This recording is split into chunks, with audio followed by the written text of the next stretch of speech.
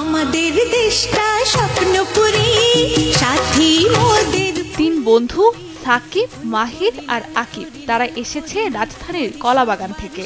তাদের দুষ্টুমিতে কলকাকলিতে ভরে উঠেছে শিশু মেলার আঙিনা।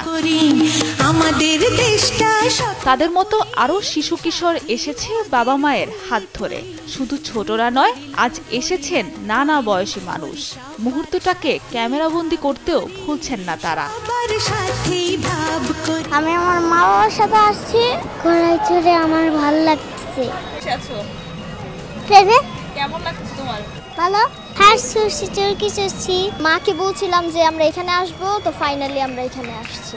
কোরবানি শেষে নানা বয়সী মানুষ পরিবার পরিজনের সঙ্গে ঈদের আনন্দ উপভোগ করতে বেরিয়ে পড়েন ঢাকার বিভিন্ন বিনোদন কেন্দ্রগুলোতে। কোরবানির পরে মেয়েটাকে নিয়ে একটু বের আসলাম, যে মেয়েটাকে একটু ঘুরে নিয়ে আসি। মেলা আসতে খুব ভালো লাগতেছে।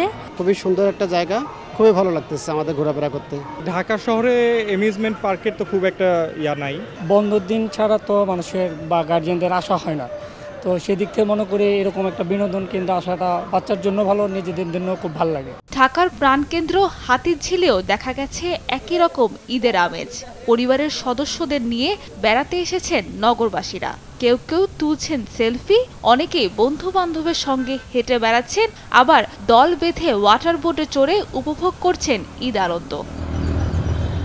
আমরা এখন যেটা ফ্যামিলি সহ বেরোচ্ছি একটু মুক্ত বাতাসে করার জন্য, ঘোরার জন্য। অনেক মনোরম পরিবেশ, বাতাসটা আসছে, অনেক ভালো লাগতেছে। সবাইকে ঈদ মোবারক। ঈদের প্রথম দিন হওয়ায় বিনোদন কেন্দ্রগুলোতে ভিড় কিছুটা কম থাকলেও দ্বিতীয় দিনগুলো থেকে চাপ বাড়বে বলে আশা করছেন সংশ্লিষ্টরা। সাবিনা মজুমদার, দেশ টিভি, ঢাকা।